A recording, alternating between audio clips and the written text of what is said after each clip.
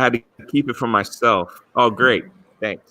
And and we are live just as Drunk 3PO Jay is showing secrets from his hotel. We go live. But what's going on, everyone? Another NFL Sunday pregame breakdown with the Sports Wars crew. I am Ryan with RK Outpost here to give you my thoughts. My very, I thought we're, fairly educated until last week when Jay comes in and, picks all the games right. It basically blows me and Uche out of the water. So what the hell do we know, I guess? But it's always good to be here with you guys. Again, we have a Drunk 3PO, Jay, here with us. How are you doing, buddy? I'm doing well, man. I'm kind of like on a little vacay, but glad to be here. Nice. So, it's glad you're able to still show your handsome face, even from the presidential suite. So, sorry, the lighting's not the greatest, but I can make it work. Nice. We're definitely gonna get a frozen and pixelated Drunk 3PO at some point in this stream. So just be ready, memers. You can see it like it's already. Yeah, it's happening. It's happening. It's happening. Daddy Waffle happening. It's happening. Well, I could just do that. Then we'll just keep it. That's probably better. That's probably better. So that is true. And then also, we have someone joining us. I don't know if you guys know him. He doesn't really do YouTube all that often. Jeremy from Geeks and Gamers is here. Jeremy, I'm texting. No, I'm trying to pull up the link so I can send it out on Twitter, and my fucking Wi-Fi is terrible. But anyway, what's going on, everybody? I'm happy to be back here on Sports Wars. Ryan and Jay have been doing a phenomenal job. I actually do have a video coming to the channel. Probably I'm going to wait until after most of the games play today to talk about Lamar Jackson. But I'm ready for some NFL football today. Our boy Aaron from Sports Wars, he is at the Chicago Bears game today. Is it the Bears and the Packers? Is that who it is? That is right. That's the only game that really matters. Whew, I mean, it looks like I can't wait to watch that game because is it like a full-on blizzard? I mean, at least it's snowing. I don't know if it's a full-on blizzard, but it's snowing there, correct? Yeah, it's completely covered. I don't think it's actively snowing. Last time I checked, I'm not sure if it'll snow while the game's going, but it is right now completely covered. It is a frozen tundra. Luckily, I haven't seen the field, but Green Bay has heaters under the field. So I doubt that the field will be covered if they've known about it for this long. But we'll see, I guess. But I love snow football. Yes, so I'd be down for that. So I'm looking forward to that. Anything under 75 degrees is a blizzard. So, well, I mean, I can never go to a game like that. Well, I got to say, New England has a tough matchup today, considering that they had to cheat to play the Bengals. That's how bad our offense is this year.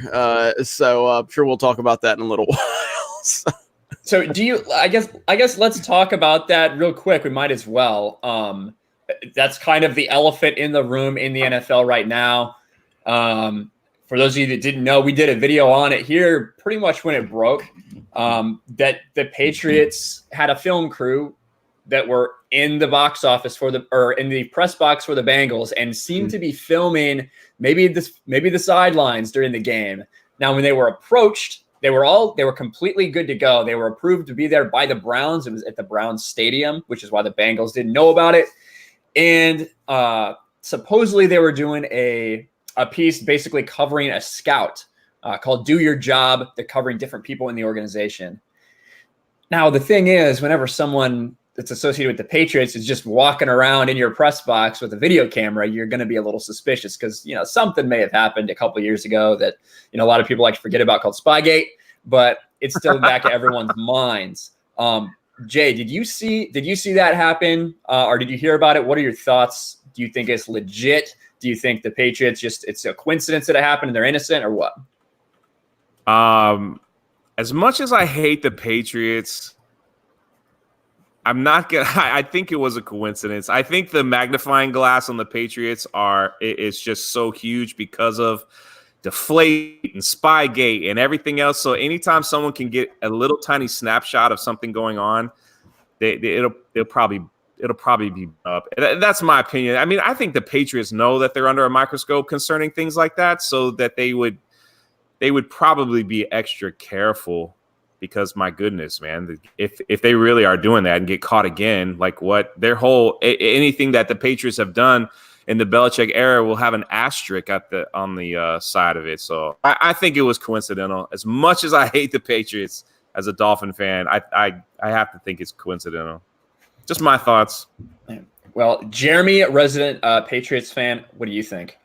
Drunk spot on. This is all about the Patriots winning all the time and being dominant. This is all it is. It's nothing to do with anything. People, every time something happens with New England, people blow it so far out of proportion. I've never seen anything like it in sports. And even going back to like last week's game, if those blown calls would have been in the Patriots' direction, it would still be the top story everywhere, all over the place. But because it was against the Patriots so far, it's like, they deserve it. It's like, I'm fine with that. I understand that mentality. And trust me, when I would hate like the Golden State Warriors when they were at the top, or, with something what happened with LeBron, because I don't like LeBron, I get it. You're not forgiving of the top dog. You know what I mean? But understand perspective. And it's just everything the Patriots do is magnified by a mile. And it's just, it is what it is. They're the best. They've always been the best. They've been the best for 20 years. They're the greatest. They're the greatest dynasty, at least in my lifetime in sports history, in terms of anything I've seen. So, yeah. But they never got undefeated and had an undefeated season. I just wanted to throw that in there real quick. No, but they've also had to play 16 regular season games. Yeah, they did go 17-0, which is something no team in the history of the NFL has done. Yeah. Wait, Miami wasn't 17 when they won the Super Bowl? I was born when they went undefeated. That wasn't 17 games. Wait, wasn't total? Well, I'm sorry. You got 16 games, what you guys are talking about. But no, that was still 14 games, I believe. Yeah. 14 regular season, 14, 15, 16. So yeah, 17. Okay. So I'm sorry, 18. I'm sorry. New England actually was 18-0. So 18-0 is something nobody's ever done, and they lost the Super Bowl with David Tyree's bubble gum. There you go. Fuck David Tyree. But yeah, I think we all know that New England would destroy that Dolphins team. So yeah, absolutely. I agree with that. Got a couple super chats real quick. Matt G for $1, always supporting. Thank you, Matt. Appreciate it. And real quick, I did see Stone Cold Jeremy. A member of the film crew did ask if they could delete the footage. That is what kind of made me pause for a second. They kind of just didn't want to make a big deal out of it. But and then another super chat. Whoops, right here from Matt G. $2. Better run Yankees 96-14 or Patriots 01-19. Yeah, I don't and Brian's gonna be better to answer this than me because I don't follow baseball as much as and I don't like the Yankees anyway. But Ryan, I wanted you to answer first, and then we'll go. I think that the NFL, it is far more difficult to be year in, year out competitive. You see the turnover each year in the league. You see, every year a couple teams going from worst to first in their division. That's based on a couple things. The salary cap, the way the draft affects teams, the lack of like a minor league system. It's so hard to be consistent. And the Patriots have done it like no one we've seen through almost a 20-year period. And the Yankees, they did not buy their first, those first several championships in the 90s. They created them with their farm system. But I do think it's so much easier to stay competitive and stay dominant. And we see that kind of with the same teams always being on top in baseball. Can I comment on that real quick? Yeah. If y'all can hear me okay. Real quick, and me and Ryan can do a whole baseball thing on this. Many people don't understand how the baseball salary cap actually works. There are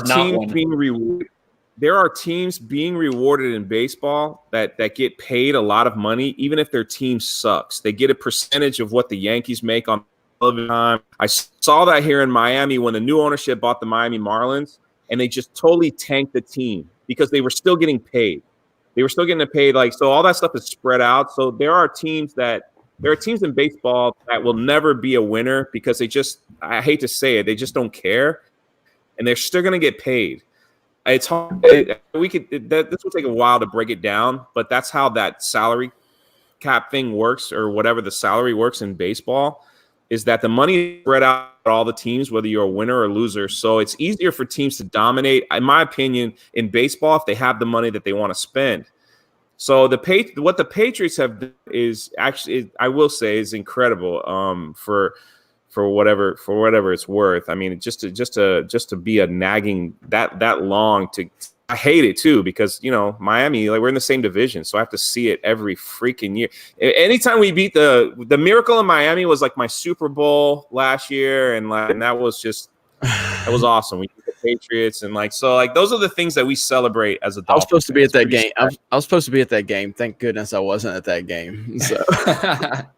Yeah, we celebrated that, man, for I think the whole year. Like when it was coming up, we were playing the Patriots again. They kept showing that clip down here over and over and over again. It was like, yep, that's all we got to cheer about. But anyway, yeah, that's the difference between like the money and things like that. You understand what I was saying? The whole 100% revenue sharing in baseball, and there's no minimum, there's no floor for salary. You can spend as little as you want. Where in the NFL, you have to spend a certain percentage between the bottom and the top of the salary cap. So yeah, and I didn't understand that till I saw this debacle with the Miami Marlins. I was like, what the heck are they doing? Like they're not going to make any money. Like, actually, they are. They're going to make money off the Yankees no matter what because that's how the NBA is run. So you're just kind of like, well, that.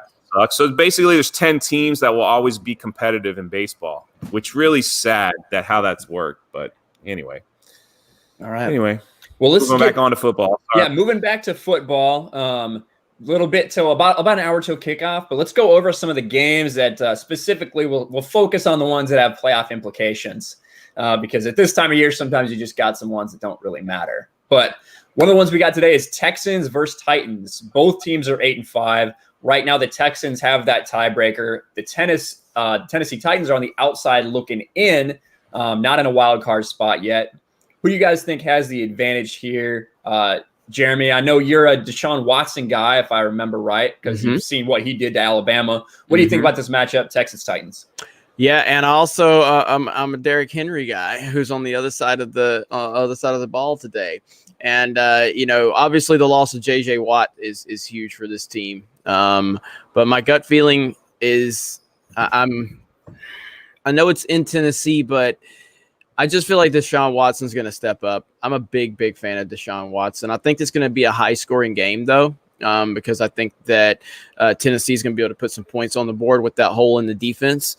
And but I'm even if it's in Tennessee, who's favored in the game right now? Because aren't both teams 8-5?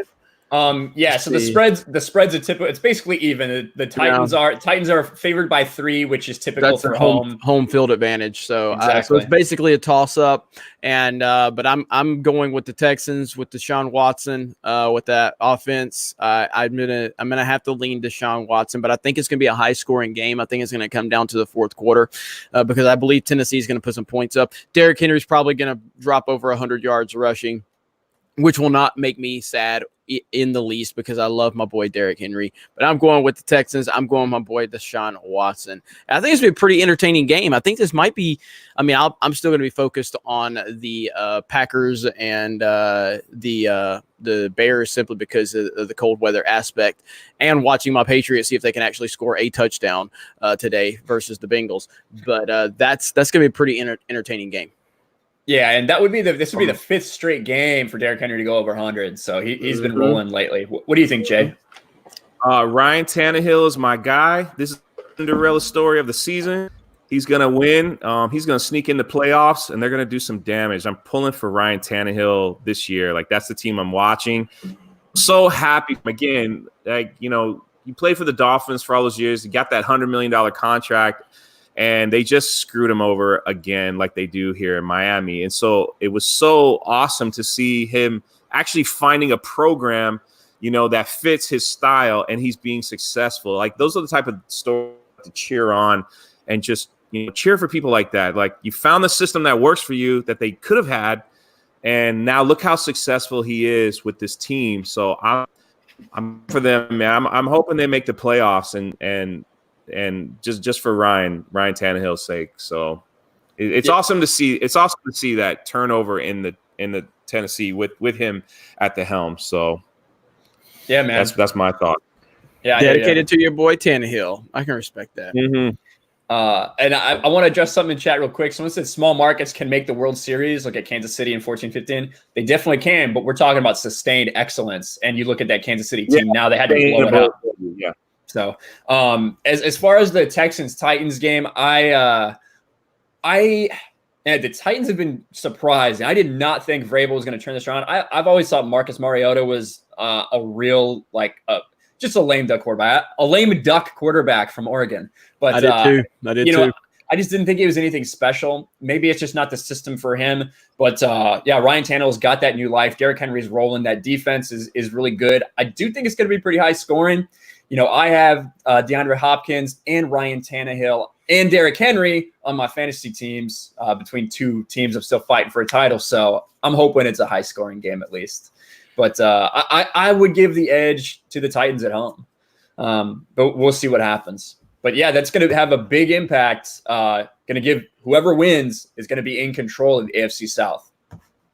And then we were just note, I had the better predictions last week, so I'm just saying I made all the predictions come true. So just saying. Something about blind squirrel. Let's see. So, and then we have the game. We were talking about earlier in the frozen tundra, Bears and Packers.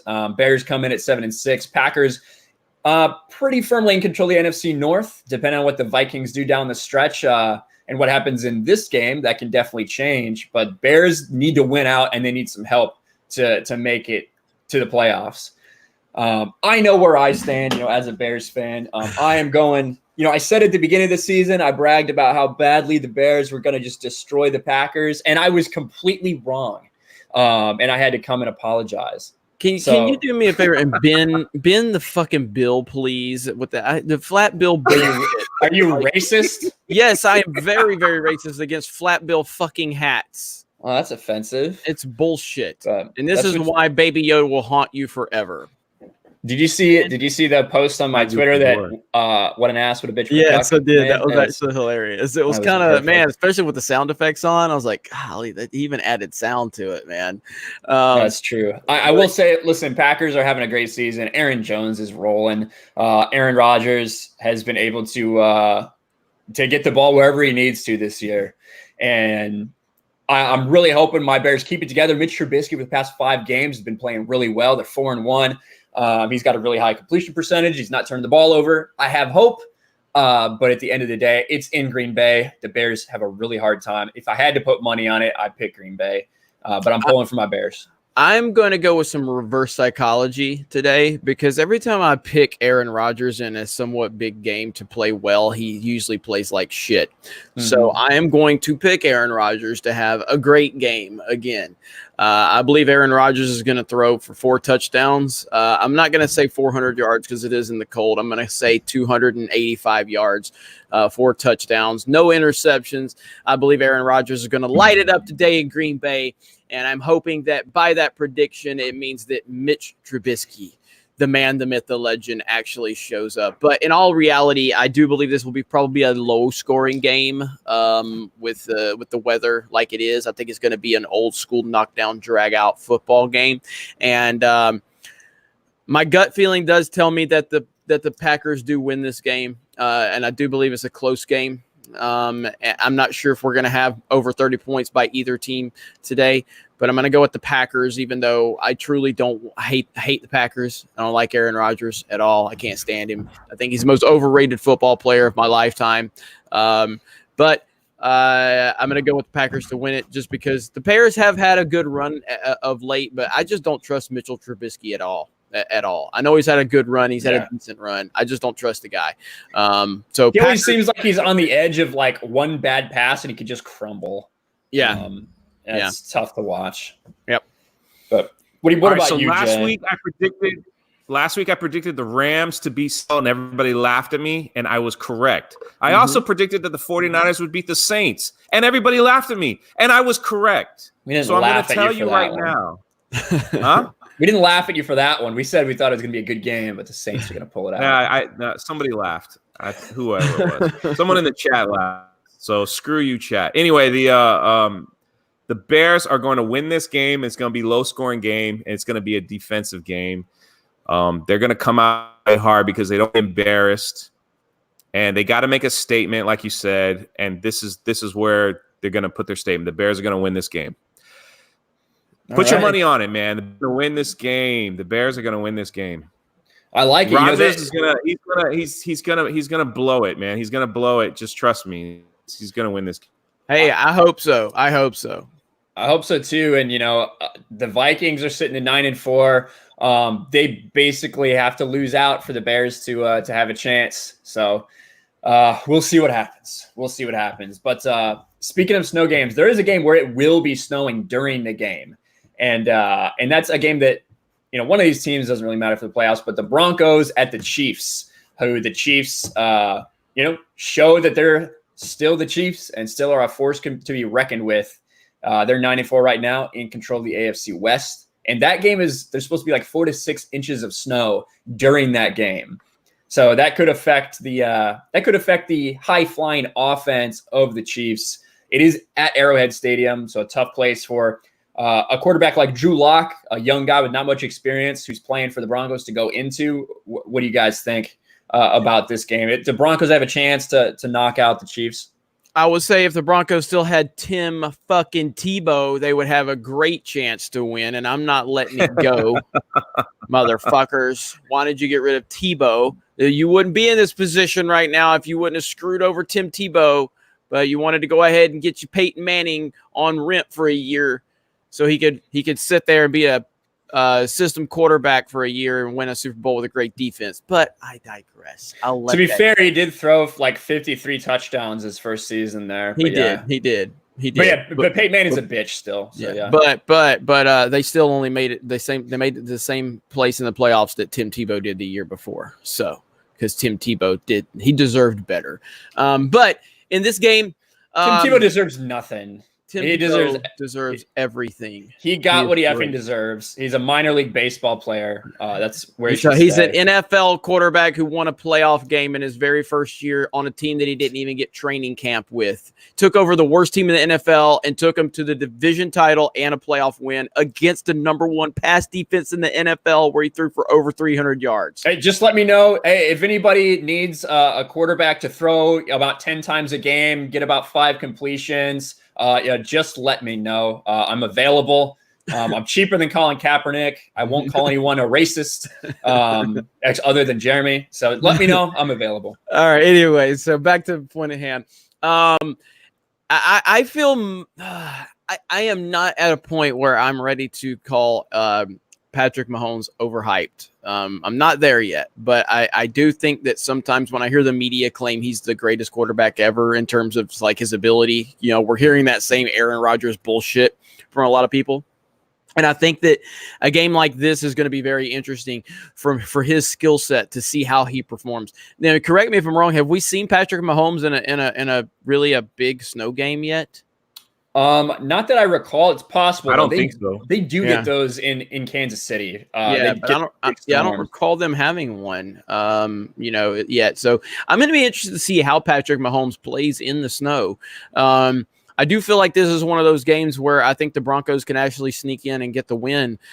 We've seen some real inconsistencies from Kansas City all year long. I mean, obviously their offense is very, very good, and Patrick Mahomes is a very good quarterback, but the defense is very questionable. And how much snow did you say we're going to see?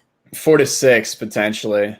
So, I mean, this could be a sloppy game, and I'm going to go with the Broncos. I'm going to go with the Broncos in a division upset today, mainly because, I'm judging it, and I didn't know that the weather was like that. So, based on the information that Ryan's given us, I just see this being a really sloppy game, and I'm going to go with the Broncos in an upset in Arrowhead versus the high-flying Kansas City Chiefs.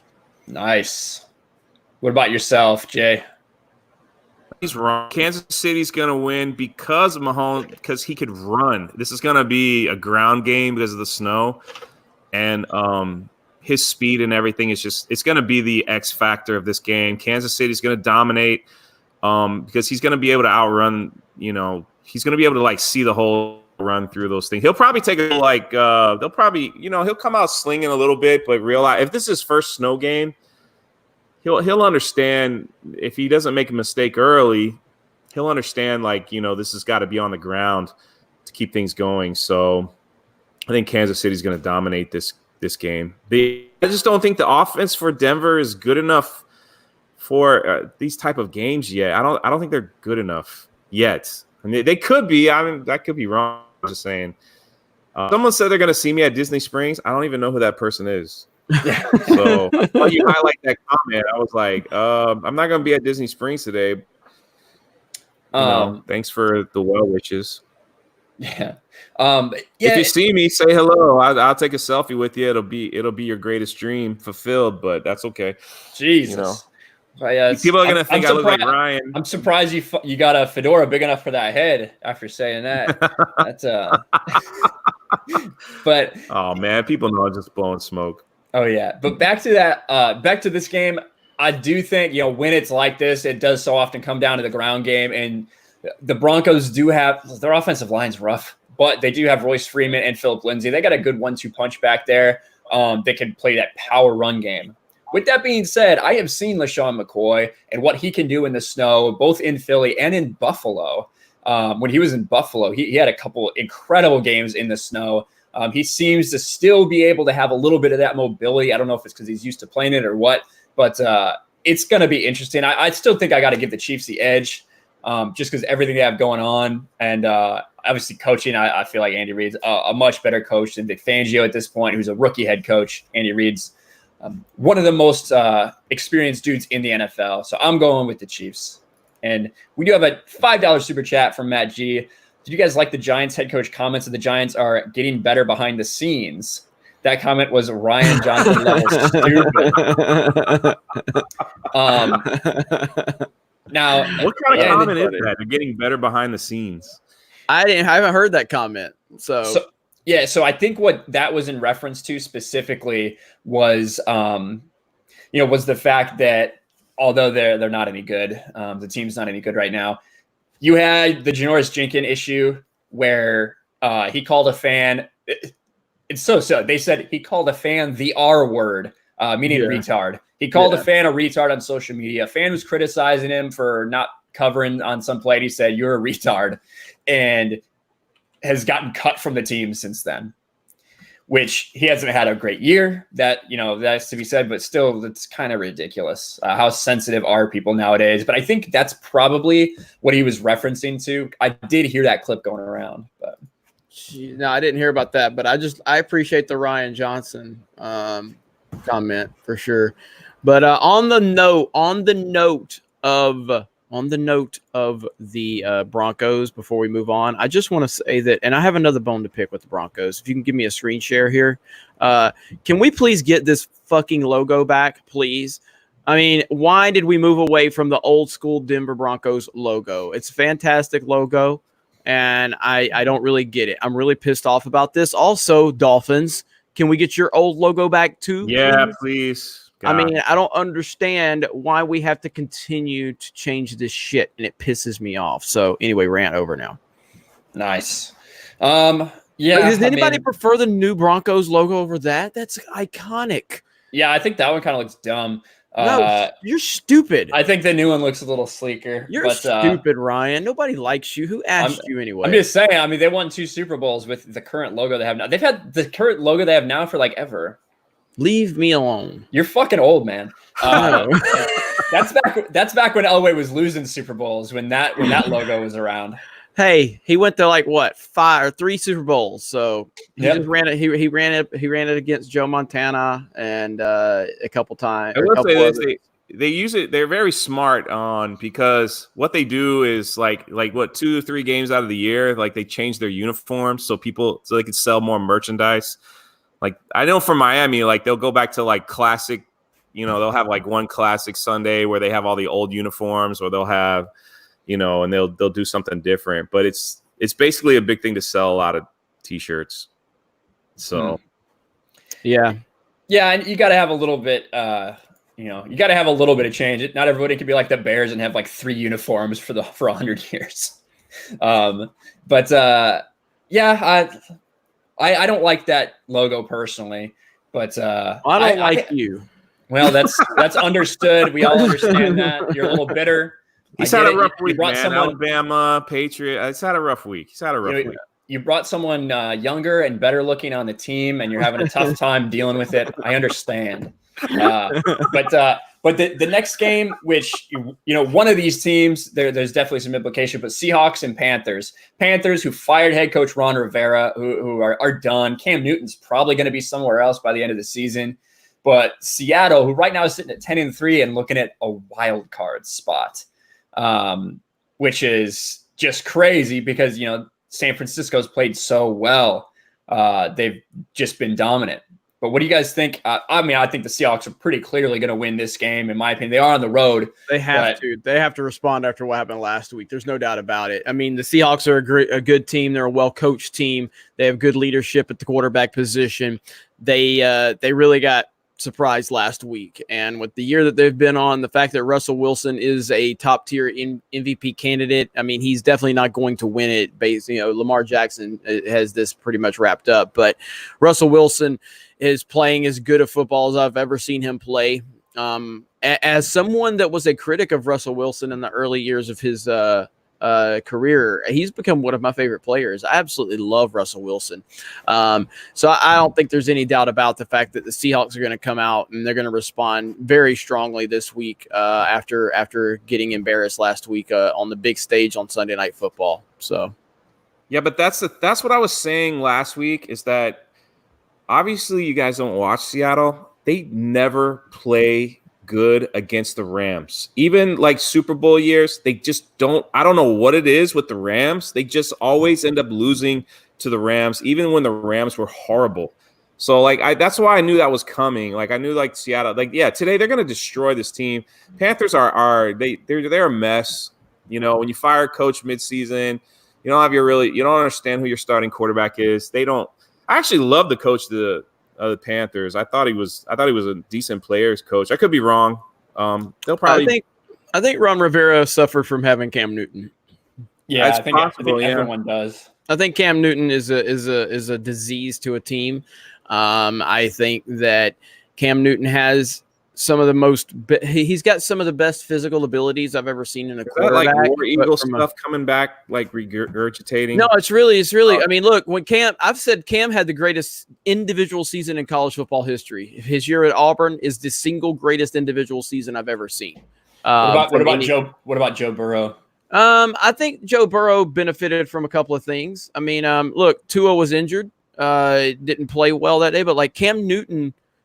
Alabama destroyed Auburn in the first half of that game, and Cam Newton came out and was just unbelievable. Now, there was a few breaks in that game, but that happens at every game. But I watched Cam Newton that whole season. I knew who Cam Newton was. He was Tim Tebow's backup in Florida. He got kicked out of Florida for potentially for cheating on a test. It doesn't matter. When he came to Auburn, a laptop.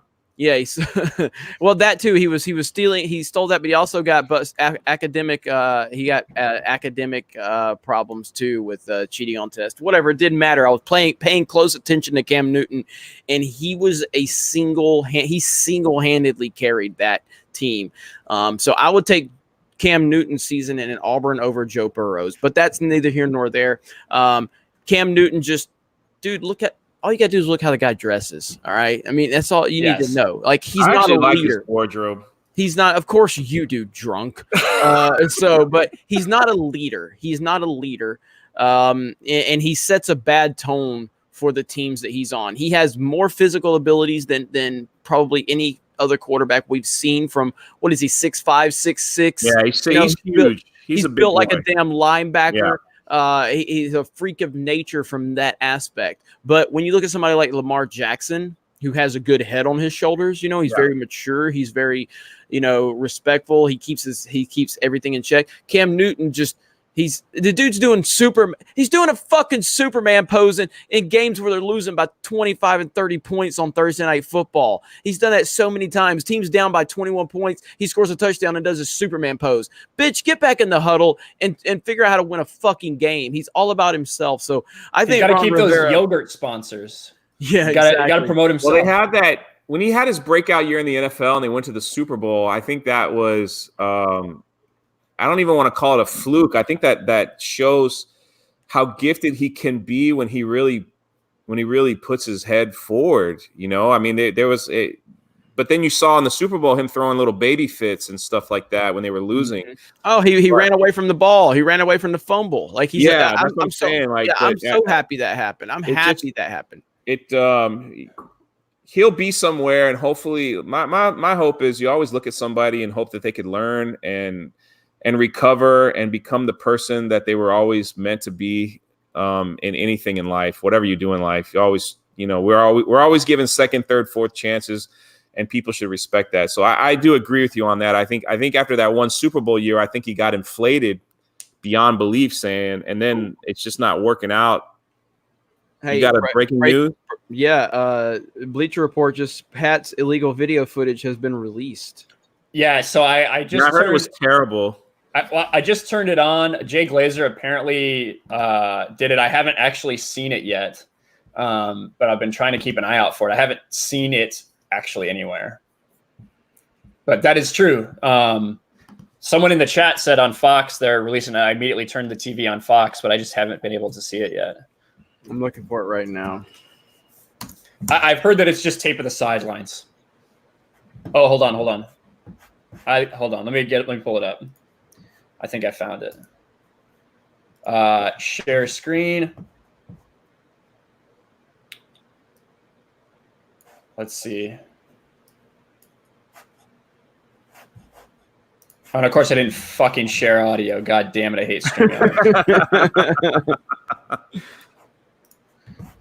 Boom, share audio, share. All right.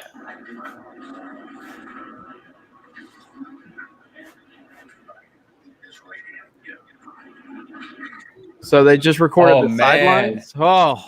All right, so listen to this. Listen to what they say. And I also hate Twitter. Do you hate everything? Well, Twitter's video embedding is so bad. It is bad. So the Patriots said, we can delete it. Once it's deleted from us, it's gone. You can see they're just taping the sidelines. Once it's gone, it's gone. I can get that footage. I can't get that footage back. There's no way I can get that footage back.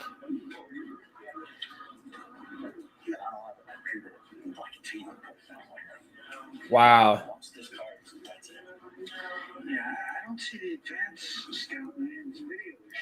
You hear that? I can't see the advanced scout in any of this video that they're shooting.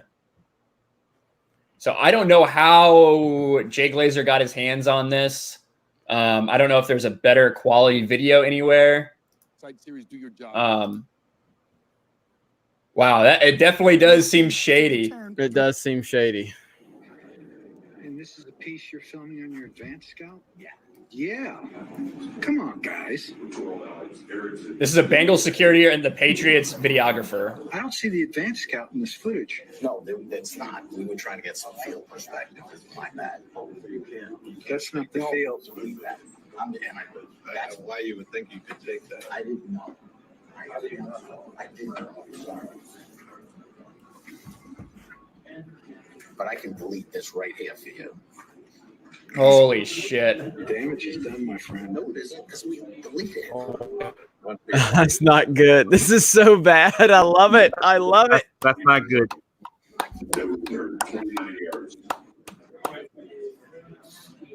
All right. So with that being said, clearly they're filming. We heard that rumor, right? That they were doing 8. I'm going to change the name of the stream and everything. You guys can talk about it, but they had 8 straight minutes of field footage. And I had a tough time believing that because I had a tough time believing the Patriots would do something that stupid. What are your new perspectives with that? That's awesome. I can't. I'm trying to pull it up right now. Where was that at? Was that shared through? On Twitter, if you just search Patriots, it'll come up. Okay. What should I change the name of this stream to? Patriots caught cheating. Patriots illegal video released. Or let's see, Patriots. Just play Patriots caught cheating. Fuck it, clickbait this shit. Breaking news. All right, I'm watching it now. Patriots caught cheating.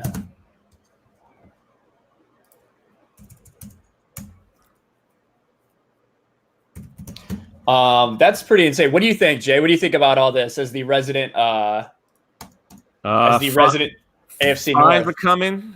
Some things are coming. I guess once we get more context of everything, man, they could. What were they like? Will they like snap their draft picks? What's the fines for that? Well, last time it happened, it was $500,000 for Bill Belichick, $250,000 for the team, and a first-round draft pick. Now with Deflategate, they got fined a freaking $1 million and a first-round draft pick. Yeah.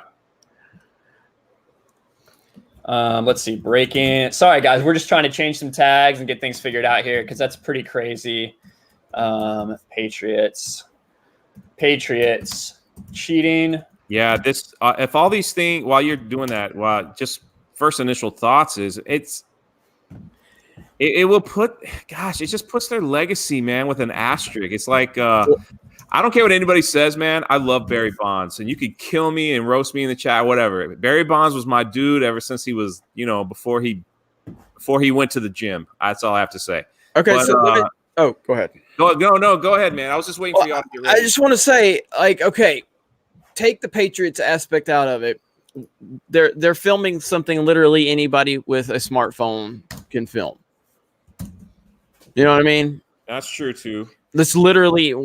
Then why are they trying to delete it? No, I get it. It sounds to me like the guy was panicking, because security was there. It doesn't sound to me like. I mean, it just sounds. It sounds bad because it's the Patriots. Because obviously everything's going to get magnified. It sounds horrible. It really does. It's a terrible look. And again, if Belichick gets caught cheating, I have no problem with that because I'm not the biggest I'm tired of Belichick getting the majority of the credit for New England's success because he's not deserving of it. I'm a Tom Brady guy. I'm not a Patriots guy. I'm a Tom Brady guy. I believe Tom Brady is the sole reason that the Patriots have been the most dominant franchise in the history of sports. I believe Belichick has greatly benefited from having Tom Brady. And I believe that the proof is there to support that. As I've always said, Belichick was a losing head coach until Tom Brady, number 12, became his quarterback in Game 3 of the 2001 season. So I don't care if Belichick gets caught cheating. But this particular situation is going to be completely overblown because of the circumstances and the Patriots. But in reality, if you take a step back, what is it? What is the footage? What is it? It's literally anything anybody with a smartphone in 2019 could record right now. You know what I mean? So do you think this is something that everybody does? Do you think every team does this? Because that was always my kind of theory about Spygate in general is that I feel like every team is probably trying to do this. I don't know why the Patriots keep getting caught. Of course they do. Just like, do you not remember a few years ago the Atlanta Falcons got caught fake piping crowd noise into their dome? Yeah. Nobody talks about this anymore. Why? Because the fucking Falcons suck. Teams are getting caught all the time for all types of violations, but they don't win. They're not consistent, so nobody really cares about it. And look at the Seahawks with all of their allegations of illegal substance abuse and everything like that. Pete Carroll has a big-time history of cheating, going back all the way to USC. You know what I mean? That's fine. Yeah, it's part of it. If you're not cheating, you're not trying. Joe Montana openly admitted that the 49ers cheated, and I love that that's the argument that everybody uses against Tom Brady when they say, well, Joe Montana didn't cheat. Yeah, he actually fucking admitted that they cheated. Literally, he admitted they cheated because that's part of sports. So again, the Patriots are guilty of one thing and one thing only, and that's being better than everyone. So anything they do is blown out of proportion. I have never heard anyone talk about the fact that Joe Montana admitted that the 49ers cheated. I have never heard an asterisk by their name. I've never heard the fact that Jerry Rice admitted to using Stickum, which was an illegal substance. I've never heard anybody say that. Why? Because it wasn't relevant enough in the given time, and people don't do any research. So, Junk, you got to bounce, man. Yeah, there's people are waking up or not waking up. They're coming back from the part. It'll just be a lot of crowd noise in here. Okay, that's cool, man. In this thing, so. But give me your final thoughts on the Patriots and the legacy. I mean, that's the thing. It's just like the way the like before the Deflategate and all that stuff. All this stuff just adds to the pile. If this was like a first-time offense, it probably would be right. Jeremy would probably be right. It'd probably just be kind of like, oops, and then like they moved on. But when you just constantly getting caught over and over and over and over again, it's sad that it's like the asterisk will always be there for many people, like on their legacy, and that kind of sucks because at the end of the day, no matter what, the players still have to play. Like this is the thing that people don't understand in sports. At the end of the day, you still have to. It doesn't give you an advantage if you cheat, of course, but you still have to play. You still have to throw the ball. You still have to catch the ball. You still have to tackle. You still have to, you know what I'm saying? Like all those things as well. As a high school basketball coach, of course. I mean, we did everything we can to try to like figure out how we'd win. That wasn't like cheating, but at the end of the day, people still had to make the shots. People had to make the passes. People had to run, and things like that. Like it's just because you have a little advantage, you still have to execute. And if the Patriots do something well, they execute extremely well. And I hate. But this is the thing, though. This is the thing that they don't get caught more than, anybody else. They are just better than everyone else. And I've referenced this 1,000 times. Look at this screen share. I can't say that out of my mouth, just so you know. But I get what you're saying. No, but like, look, this is your team cheats. This is the biggest cheaters. This is over the history of the NFL, though. Right, yeah. But even like, okay, so the Broncos are number 1. The Jets are 2. Miami's 9.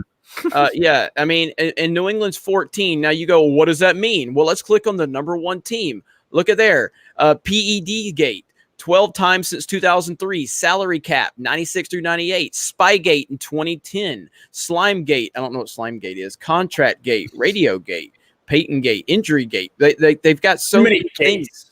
Well, I think they're trying, like even tampering. They've got a league-wide tampering ongoing, headset gate ongoing. You remember when something happens in New England with the radio, like, oh, Belichick, he's cheating again, Yeah. New York. That's a Uche special.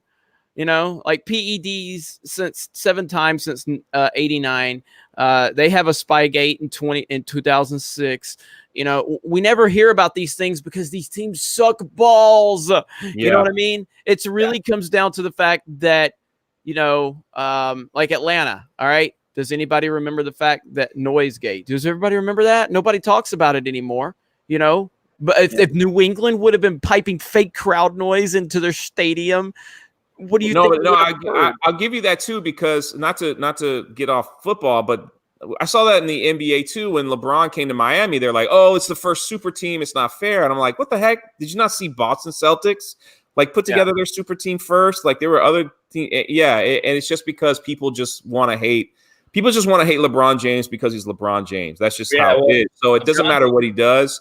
They're just going to hate him. I will always have respect for the man for coming to Miami and giving me championships. So I can never hate the man for that. But it's the same concept of what Jeremy's trying to say about the Patriots.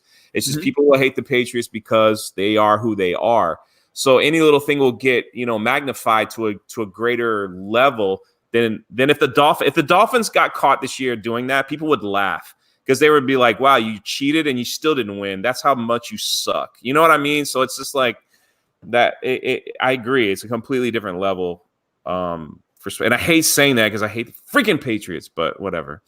That's how it is.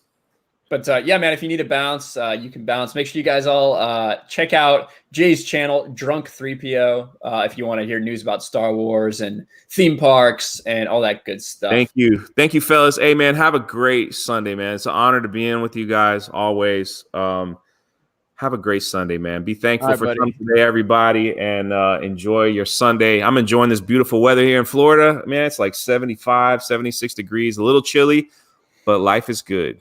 Life is good. All right, brother. Have a good one, man. Much love, y'all. Much love. Take it easy.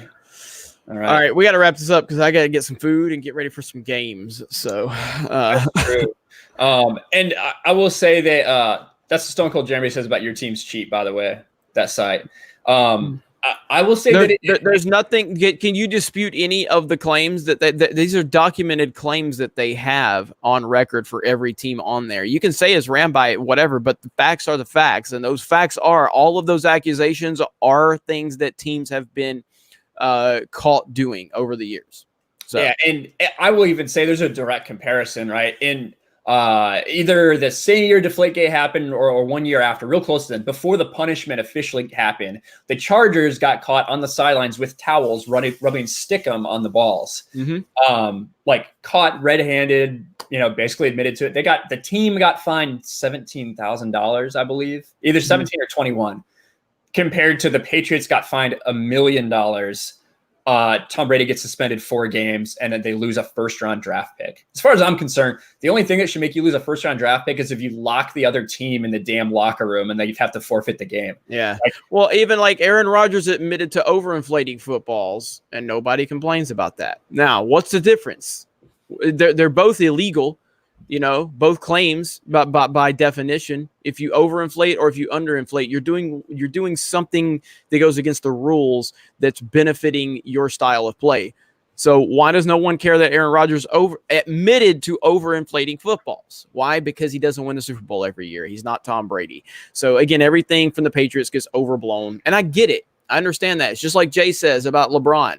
I hate LeBron, but I respect the fact that LeBron is the best player in the NBA, and I defend this guy from a player standpoint all the time, even though I can't stand him. So look, the Patriots probably beat your team. They probably made you cry, and that's okay. We understand that. It's part of it. There you go. Well, let's get to one more game here that does have some pretty big playoff things going on, and that's Bills at Steelers. So right now, the two AFC wildcard teams are meeting on Sunday Night Football. The Bills, who have been one of the surprises of the year for me, and then the Steelers, who Mike Tomlin, who I've highly criticized because I thought he was just a rah-rah coach. I didn't think he was a good locker room guy. I didn't think very much of him at all. You see AB go and just ruin other locker rooms. You see Le'Veon Bell go and have the flu and be bowling at midnight right before a game. And I have a lot of respect for Mike Tomlin, how he's been able to hold together the Steelers, the fact they're on that third-string quarterback and they're still winning. They're still going to be in the playoffs if the season ended today. What are your thoughts on this game? And if any of these teams, if they get in the playoffs, actually have a chance to do damage? Because, the Bills could still challenge for the AFC East title. Yeah. Well, I think this is definitely two of the most surprising teams in the NFL by far. And I mirror your thoughts about Mike Tomlin. I've never been a Mike Tomlin guy. I've always had an issue with him and his style of coaching, but you got to look at what he was dealing with and the fact that this guy was a miracle worker with AB. A miracle worker. Le'Veon Bell, same thing. Look what Le'Veon's done since he left, the Steelers. That was a bad career move by him. Obviously, you got Roethlisberger, who's not there right now. And Mike Tomlin's coming out to be one of the more top tier coaches in the NFL with the circumstances he's faced with the nonsensical allegations about nonsense that Roethlisberger finds himself in. Because I think if anybody in the NFL has ever or sports has ever been accused of rape, we've seen Kobe, and you're like, no, Kobe don't need to rape nobody. Roethlisberger will probably have to rape somebody. So I'm sorry, Roethlisberger will probably have to. That's an ugly dude. Anyway, that's beside the point. Fred Flintstone looking mofo. I can't stand Roethlisberger, dude. I really can't. But the point is Mike Tomlin has done amazing this year. Now the Bills, I remember early in the season when the Patriots beat the Bills, people were like, oh, the Patriots hasn't beat anybody good. Dude, that defense is stout. In Buffalo, stout, and they have been a huge improvement this year. They have taken the NFL by storm. So you got two of the most surprising teams in the NFL. Would you say this is the two most surprising teams, all things considered? You always expect the Steelers to be good, but when you look at what they've been through, I think that they have to be among these have to be the two most surprising teams, I would think. What do you think? I think so. I think I would agree. I think Tennessee, the way they're playing, has also surprised me. But I didn't think that Josh Allen and the Bills would be 9-4. No way in hell. I thought maybe they get to 500 this year. The Steelers, once AB left, once Le'Veon left, once Ben, the first game of the season, it blows his arm out. I'm like, all right, well, this is done. They might as well just sit back and, win 3 games and go for a good draft pick. Try to find your replacement, your real replacement for Roethlisberger. Yep. And what they've been able to do with Rodgers and what's the other guy? Mason Rudolph. It's been phenomenal. Mm-hmm. It shows a lot, and it also helps that the Browns have been so shitty that first half of the year. So they're able to stay competitive, stay that clear second team in the division. The Browns aren't technically eliminated from the playoffs, but I'd be pretty surprised. They need a lot of people to lose for them to make it. Because they just took too long to get going. Freddie Kitchens was too busy in the kitchen instead of getting his players ready to play this year. Yep. But back to your question though, I'm gonna call for defense here, and I think with the limited offensive weapons that Pittsburgh has, I know it's in Pittsburgh, but as much as I don't want the Bills to win this game, because honestly, I'm not sure New England can beat fucking Cincinnati today. I really don't want the Bills to win this game because they're threatening New England in the AFC East, but I'm going to pick the Bills to win this game because of that stout defense. I think it's going to be a low-scoring game. I think you're looking at maybe like a 17-14, something like that, maybe 20-17, but I'm going to go with the Bills to win a tough defensive battle. Yeah, that's actually where I would kind of put the edge to as well. We'll see. It is at Pittsburgh. It's really tough to go into Heinz Field. But yeah.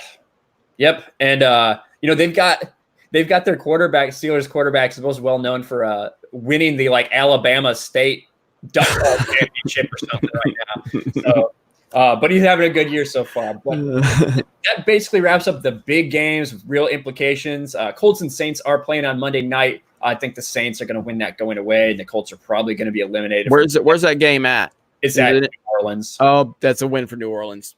Yeah, I think so too. That's a win. And then the only other thing is you've got Dallas and Philly. Who's gonna get the edge in the NFC East? Two of the most inconsistent teams on the planet, and it's a crapshoot. I really don't know if I'm picking. I'm probably. I mean, I have more faith in Carson Wentz to show up, but those two teams is a complete toss up. I have no idea.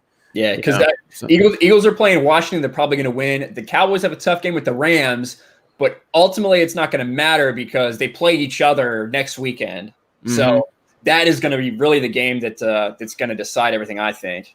Yep, I agree. And yeah, like I said, I don't know what the hell the Patriots are going to do today. I really don't.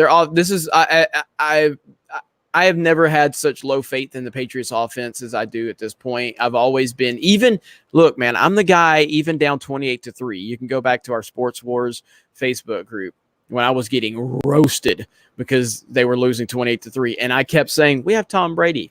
It's not a problem. We have Tom Brady. And people are like, dude, you're such a freaking loser. Come on. Quit sucking his dick. I was like, dude, we have Brady. We're fine. Guess what happened? But at this point, man, I've never seen a Patriots offense this bad. I have no confidence in their offense right now. So I don't know what's going to happen today against the Bengals. Interested to watch. Yeah, it's pretty rough. But that about wraps it up. Games are about to start in a couple minutes here. Make sure to get your fantasy lineup set. I don't think I'm going to tinker. I think I'm just going to let it roll. So we'll see what happens. But thank you guys for joining us. Jeremy, thanks for joining me on this Sunday stream. We're trying to do it before every game. So. Yep. Well, yeah, thanks to everybody tuning in. I know it's going to take a little while to kind of get the algorithm in our favor on this, but we thank everybody for being here. Smash the melee button. Subscribe to the channel if you're new here. I think we're close to breaking 4,000 subs here on Sports Wars. We got a lot of good things going to be planned out for the playoffs and for the NBA season that'll be really taking off once NFL season gets behind us. But, yeah, thank you guys. Ryan, great job as always, and that's it. All right. Awesome. Well, thank you guys for hanging out with us. Again, make sure to drop that like, subscribe, and we will talk to you guys later.